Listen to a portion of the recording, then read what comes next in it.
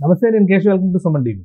ఆంధ్రప్రదేశ్లో రాజకీయాలు రోజుకో మలుపు తిరుగుతున్నాయి. అధికార పార్టీ కూటమి, ముఖ్యంగా అధికారంలో ఉన్నటువంటి కూటమి పార్టీలు తమదైన శైలిలో ప్రజల్లోకి దూసుకెళ్లేటువంటి ప్రయత్నం చేయడం, అలానే విధానాల అమలు విషయంలో తమదైన ముద్ర వేసేటువంటి ప్రయత్నం చేయడం ఒకవైపు జరుగుతుంది. మరోవైపు విపక్షంలో ఉన్నటువంటి వైఎస్ఆర్సీపీలో అంతర్గత సంక్షోభంతో ఇబ్బందికర పరిస్థితులు ఎదుర్కొంటున్నటువంటి వాతావరణం కనిపిస్తుంది.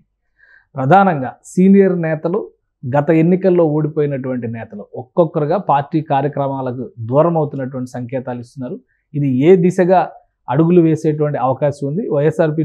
వైఎస్ఆర్సీపీ అధినాయకత్వం దీన్ని ఏ విధంగా ఎదుర్కోబోతుంది? ఈ అంశాలను విశ్లేషించేటువంటి ప్రయత్నం చేద్దాం. మనతో పాటు ఉన్నారు పొలిటికల్ అనలిస్ట్ చంద్ర శ్రీనివాస్ గారు. నమస్కారం. వైఎస్ఆర్సీపీలో ఒక రకంగా అంతర్గత సంక్షోభం అనే పదం ఉపయోగించవచ్చా? ఎందుకంటే ఓటమి తర్వాత, అది కూడా చాలా ఘోరమైన ఓటమి, ప్రతిపక్ష హోదా కూడా రానంత ఓటమి, ఇంకోవైపు 50 రోజులు కూడా గడవకుండానే అప్పుడే ఎదురుదాడి, ప్రభుత్వం పైన ఎదురుదాడి జరుగుతుంది. దీనిపైన చాలామంది సీనియర్లు ముభావంగా ఉన్నారు. ఎవరో కూడా పార్టీ విధానం పైన ఆసక్తికరంగా కానీ సంతృప్తికరంగా కానీ లేరు అనేటువంటి సమాచారం ఎక్కువగా వస్తుంది. ఎలా చూడాలి? డెఫినెట్గా అది అంతర్గత సంక్షోభమే అనుకోవాలి. అంటే ఎప్పుడు లేని విధంగా వాళ్ళు ఊహించిన విధంగా ఈ పరిణామాలన్నీ కూడా జీర్ణించుకోలేకపోతున్నారు. అదే సమయంలో సీనియర్స్ని తమ ప్రాధాన్యత లోపించింది అనేది మొదటి నుంచి ఉంది. మొన్న ఈ మధ్య జరిగిన శాసనమండలి సమావేశంలో కూడా చాలా సీనియర్ అయిన ఉమ్మారెడ్డి గారిని కూడా పక్కన పెట్టి లేల అప్పిరెడ్డి, అది మరీ దారుణం. ఆయన మీద అనేక ఎలిగేషన్స్ ఉన్నాయి. లేల అప్పిరెడ్డి మీద ఎప్పుడు నిత్యం కోర్టులో ఉంటాడు ఆయన. అటువంటి వ్యక్తికి, అది పూర్తి పరిజ్ఞానం లేని వ్యక్తికి ఇచ్చి, ఉమ్మారెడ్డి లాంటి వాళ్ళకి ఇప్పుడు చూసారు మేనిఫెస్టో, టీడీపీలో మేనిఫెస్టో ఆయన చేసేవాడు, వైసీపీలో మేనిఫెస్టో కూడా ఆయన చేసేవాడు. కేంద్ర మంత్రిగా చేసిన వ్యక్తిని అతను అంత అవమానించడం అది మంచి పద్ధతి కాదు కదా. మరి అటువంటిప్పుడు ఎలా ఉంటారు? నియంత్రిత ధోరణి. ఇప్పటికైనా తన తప్పు తెలుసుకొని 11 సీట్లకి పరిమితం అయిపోయాం, సీనియర్స్ని మాటని పక్కన పెట్టి మేము ఇట్లా చేయటం వల్ల ఇబ్బంది పడ్డామనే ఆలోచన జగన్మోహన్ రెడ్డి గారికి కావాలి. కొంతమంది సలహాదారులకే వాళ్ళ సూచనలకి పరిమితం అయిపోయి అంతా బాగుందనే భ్రమలో నుంచి ఇప్పుడు కూడా ఇంకా వేడినట్లు కనపట్ల. అంటే ఎలక్షన్స్ ముందర చాలా మంది చెప్పినటువంటి మాట అయితే, వైఎస్ఆర్సీపీ నాయకత్వం చెప్పినటువంటి స్పష్టమైనటువంటి మాట ఏంటంటే, ఈ మార్పులు చేర్పులు జగన్మోహన్ రెడ్డి మార్క్, గెలిస్తే అది పక్కాగా ఆ క్రెడిట్ కూడా జగన్మోహన్ రెడ్డిదే అనేటువంటి మాట చెప్పారు. కానీ ఓడిపోయారు. ఓడిన తర్వాత మరి మార్పులు చేర్పులు అనే దాని మీద ఒక ఆలోచన చేసి ఉండాలి కదా. ఓడినా అదే బాధ్యత అన్నాడు కదా. మరి అవును, ఈ సోషల్ ఈక్వేషన్ తీసుకొచ్చి ఎక్కడో అనిల్ కుమార్ యాదవ్ నెల్లూరు నుంచి తీసుకొచ్చి నష్టం పెట్టేసి పక్కా సీటు కృష్ణదేవరాయలు గెలిచేవాడు. బతిలో ఆడుకున్నాడు. 50% నేను పనులు చేశానండి, 50% చేయాలంటే నాకు ఆ సీట్ ఇవ్వమన్నాడు. గుంటూరు పోటీ చేయమంటే చేయను అన్నాడు. మరి ఆయన టీడీపీలో చేసి ఇప్పుడు ఏకంగా పార్లమెంట్ పార్టీ నాయకుడు అయిపోయాడు. అదే పార్లమెంటరీ పార్టీ నాయకుడు, టీడీపీ నాయకుడు అయిపోయాడు ఢిల్లీలో. అంటే ఎంత కలిసి వస్తుంది చూడండి. ఎక్కడ చెవిరెడ్డిని తీసుకొచ్చి ఒంగోలు సార్ మాకుంటే ఇక్కడ అధికారులను బదిలీ చేస్తారు కదా ఇక్కడ నుంచి అక్కడికి. అది చాలా ఘోరమైన తప్పు. ఆయన ఏమనుకున్నాడంటే, నేను ఏం చేసినా కుక్కను పెట్టినా నేను నిలబెట్టినా గెలుస్తారని ఆ భ్రమలో నన్ను చూసి ఓటేస్తారని కూడా చెప్పాడు ఆయన. అన్నాడు ఆ మాట ఎంతవరకు ఉంటుంది? ప్రజలు ఒక్కసారి చూస్తారు కానీ పదే చూడరు కదా. ఎక్కడ వేమిరెడ్డి లాంటి వాళ్ళు పార్టీకి వెన్నుదన్నుగా ఉండి ఆర్థికంగా సహకరించిన వ్యక్తిని ఇది చేస్తే జిల్లా ఏమైపోయింది? 0 అయిపోయినా. వాళ్ళ భార్యలు బయటకు వచ్చి ఇప్పుడు ఎంపీ అయిపోయారు, ఎమ్మెల్యే అయిపోయారు. ఇంకపోతే ప్రకాశం జిల్లాలో గాది వెంకటరెడ్డి గారు లాంటి సీనియర్ నాయకులు, వాళ్ళ అబ్బాయి మధుసూదన్ రెడ్డి అని చెప్పి మొదటి నుంచి పార్టీ కనిపెట్టుకున్నాడు. ఆయన్ని పక్కన పెట్టేశారా? ఏమైపోయింది? జిల్లా పోయింది. ఎక్కడో తీసుకొచ్చి మేరుగు నాగార్జున తీసుకొచ్చి ఎక్కడేస్తారు? ప్రకాశ్ జిల్లా అక్కడ తీసుకెళ్ళేశారు. ఇకపోతే అంటే ఇది జీర్ణించుకోలేకపోయారు సీనియర్స్. మీరన్నట్టుగా ఒకటండి, వాళ్ళకి ఆత్మాభిమానం ఉంటుంది. ఇప్పుడు ధర్మాన బ్రదర్స్, ధర్మాన ప్రసాదరావు గారు చెప్పినట్టు ఉత్తరాంధ్రలో వినలేదు. ఆయన ఒంటెద్దు పొగడుతో ఇష్టం వచ్చినట్టు విజయసాయిరెడ్డి సలహాదారుల ప్రకారం ఏదో చేశాడు, ఉత్తరాంధ్ర ఇదైపోవటానికి కారణం అని చెప్పి ఆయన బాధలో ఉన్నాడు. ధర్మాన ప్రసాదరావు వెళ్ళిపోతున్నాడు అని చెప్పి అంటున్నాడు. ఇకపోతే మీ పార్టీ నాయకుడే పంచికల్ రమేష్ జిల్లా అధ్యక్షుడే పోయాడు. ఇక వంశీకృష్ణ యాదవ్ అయితే ఏకంగా మీ పార్టీ వదిలిపెట్టి ఎమ్మెల్యే అయిపోయాడు జనసేనలో. ఇక ఉత్తరాంధ్రలో ఇంత అవటానికి కారణం ఎవరు? స్వయంకృతాపరాధమే కదా. ఇప్పుడు బొత్స గారు కూడా వాళ్ళ ఫ్యామిలీ నుంచి కూడా బయటకు వస్తున్నారు అంటున్నారు. అంటే బొత్స గారు కొంత ఇదిగా ఉన్నా కానీ ఆ ఝాన్సీ గారు అయితే పూర్తిగా రాజకీయాలకు తప్పుకుంటా ఉన్నారు. అంటే ఇంత తప్పుకోవడానికి పరిస్థితి ఏంటంటే, ఇంత ఘోరమ ఓటమిని వాళ్ళు జీర్ణించుకోలేకపోవటం. వాళ్ళు చేసిన తప్పు కాదు, నాయకుడు నేను చెప్పింది వినాలనే భావంతో నడిచారు కాబట్టి వాళ్ళ వ్యూహాల ప్రకారం వదిలేస్తే వేరే విధంగా ఉంటుంది. అట్లా ఆ పరిస్థితి గోదావరి జిల్లాలో 0-0. ఇప్పుడు ఈ పరిస్థితి కారణం ఏంటి? దూరంపూడి లాంటి వాళ్ళని ఫ్రీ హ్యాండ్ ఇచ్చేసేసి పూర్తిగా వదిలేశారు. దీని కాకుండా ప్రసాదరాజు మొన్న ఈ మధ్య ఒక ఎంపీడీ చనిపోతారు. ఇటువంటి గోదావరి జిల్లాల్లో శాంతి కాముకులు ఉన్న ఆ జిల్లాలోనే పార్టీ జీరో అయిపోయిందంటే మరి ఎవరుంటారు ఇక? ఇప్పుడు ఉండే వాళ్ళే. అంటే ఇప్పుడు ఈ అసంతృప్తి ఉమారెడ్డి వెంకటేశ్వర్లు గారి దగ్గర మొదలయ్యి ఈ లిస్ట్ ఇంకా అలా పెరుగుతుందా? కిలార్ రోసయ్య వాళ్ళ అల్లుడే కదండి, ఆయన రాజీనామా చేసి, ఆయన పొన్నూరు ఎమ్మెల్యే, ఆయన కాదని ఆయన అయిష్టంగానే గుంటూరు ఎంపీగా ఇచ్చారు. ఆయన కూడా రాజీనామా చేసేసి ఆయన పార్టీకి జనసేన వైపు దగ్గర అవుతున్నట్టుగా కనపడుతుంది. ఎందుకంటే పరిస్థితి అక్కడ కావటి మనోహర్ నాయుడు మేయర్ కూడా అట్లా వ్యతిరేకంగా స్టార్ట్ అయిపోయింది. ఇకపోతే మీరన్నట్టు ఉమారెడ్డి సీనియర్ నాయకుడు, ఎవరు కాదనలేంది ఇప్పటికీ ఎప్పటికీ. అటువంటి వ్యక్తి సేవలు కూడా తీసుకోకపోతే మరి ఎందుకుంటారు? అటువంటి వాళ్ళు ఉండలేరు కదా. ఇదంతా కూడా ఎక్కువ కోస్టల్ లీడర్షిప్ ఉత్తరాంధ్ర నుంచి నెల్లూరు వరకు కనిపిస్తుంది. అవునండి. రాయలసీమ పరిస్థితి, రాయలసీమలో కూడా ఈ నిరసన స్వరాలు ఉన్నాయా పార్టీ? డెఫినెట్గా రాయలసీమలో ఎప్పుడైతే షర్మిల గారు బయటకు వచ్చి డైరెక్ట్గా వాళ్ళ అన్నని విమర్శించే స్టార్ట్ చేశారో, అదేవిధంగా సునీత గారు ఒక రకమైన ఆలోచనల వన్ సైడ్ అయిన, ఎందుకంటే రాజశేఖర రెడ్డి గారికి వాళ్ళ కుటుంబానికి వన్ సైడ్ ఉన్న ఇది విభజించబడింది, చీలిపోయిన తర్వాత ఇప్పుడు ఏంటి జగన్ గారి పరిస్థితి? ఒకప్పుడు 1,50,000 1,20,000 మెజార్టీతో ఉన్న వ్యక్తి 60,000 మెజార్టీతో గెలిచాడంటే అంటే జనంలో ఆదరణ కోల్పోతుందనే కదా.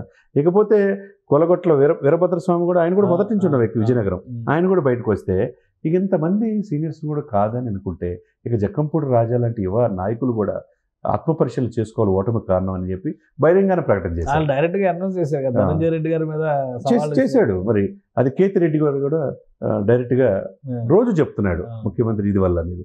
అదే సమయంలో పవన్ తక్కువ అంచారు, దాని వెనక సామాజిక వర్గాలను విస్మరించావు, తప్పు చేసావు అంటున్నారు. అదే అంటే నోటుకు వచ్చినట్టుగా మాట్లాడి మేమేం చేసినా అదే కరెక్ట్ అనుకున్న భావనలో ఇప్పుడు అట్లా అయిపోయారు. ఇకపోతే వీళ్ళిద్దరితో పాటు నిన్న మొన్న పేరు నాని గారు ఒక ఇంటర్వ్యూలో చెప్పాడు, కార్యకర్తలంతా రోడ్డు మీదకి వచ్చేసారు అని చెప్పి డైరెక్ట్గా చెప్పేసేసాడు ఆయన.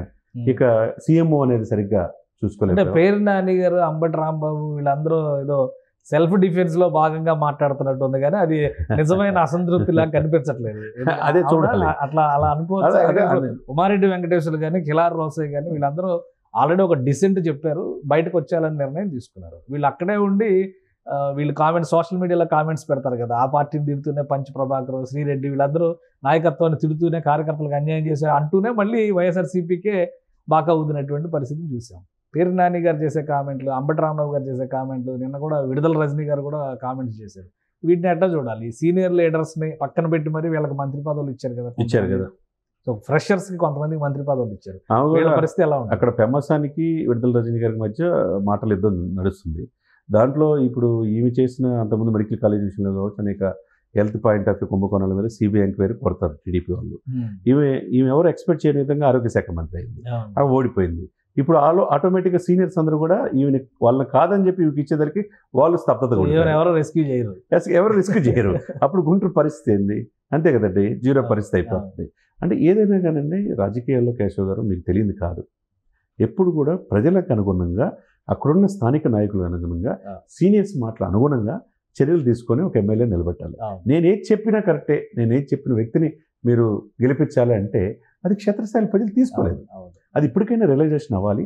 లేకపోతే ఇటువంటి ఉమారెడ్డి గారు లాంటి సీనియర్లు, ధర్మాన బ్రదర్స్, ఇటువంటి సీనియర్స్ అంతా పార్టీ వదిలిపెడితే ఇంకేం మిగులుతుంది?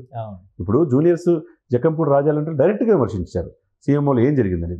ఇప్పుడు కూడా ఆ నలుగురు అన్నట్టుగా మీ చుట్టూ ఉన్న మళ్ళీ ఆ నలుగురే కనపడతారు, ఇక మిగిలేదు వాళ్ళే కనపడతారు. ఇప్పటికైనా రిలైజేషన్ సెక్షన్ అయితే, ఎందుకంటే ఒకవైపు దూసుకొస్తుంది బుల్లెట్ లాగా షర్మిల గారు, డైరెక్ట్గా అటాక్ ఇస్తుంది సొంత బ్రదర్ అని కూడా డైరెక్ట్ వాయించేస్తుంది. అదే సమయంలో వాళ్ళ పార్టీని పూర్వవైపు తీసుకుంటే కాంగ్రెస్ ప్రయత్నం కాంగ్రెస్ చేస్తుంది. కాంగ్రెస్ సీనియర్స్ అంతా కాంగ్రెస్, జెడీసీఎం కాంగ్రెస్ వైపు ఉన్నారు, పల్లవరాజు గారు కాంగ్రెస్ ఉన్నారు, ఉండవల్లి ఉన్నారు, చక్రం తిప్పిన వాళ్ళందరూ అక్కడే ఉన్నారు. కానీ ఆ పార్టీ పూర్వవైపు తీసుకుంటే వాళ్ళు శతవిధాల ప్రయత్నం చేస్తారు, అంటే క్షేత్రస్థాయిలో పోరాడతారు. ఇప్పుడు ఏంది వీళ్ళు పోరాడుతుంది ఎవరికి? అందరికంటే ఏందో జగన్ మీద పోరాడుతున్నారు ఇక్కడ. ఇప్పుడు అధికార పార్టీ ప్రధాన ప్రతిపక్షంగా ఎవరు ఉండాలనే దాని మీద పోటీ ఇప్పుడు నడుస్తుంది. ఇంకోటి, కుప్పంలో వైఎస్ఆర్సీపీ ఆఫీసు మూసేశారు, అది కూడా నిన్నటి నుంచి అదేదో బాగా ట్రోల్ అవుతుంది. ఏంటి అసలు దాని గురించి? అది కుప్పం మీద నా తమ్ముడు భరత్ గెలుస్తాడు, మినిస్టర్ అవుతాడు అని చెప్పి అన్ని వరాలు ఇచ్చాడు, అనేక వరాలు ఇచ్చాడు. ఆ వరాలు ఇచ్చిన వ్యక్తి లేడు, ఇప్పుడు ఆ పార్టీ లేని పరిస్థితిలో ఉన్నది. ఆ పార్టీ ఆఫీస్ క్లోజ్ చేశారంటున్నారు. ఇకపోతే అక్కడున్న దానికి వైసీపీ నాయకులు కూడా మొత్తం టీడీపీ తీర్థం పుచ్చుకునే పరిస్థితిలో ఉన్నారు.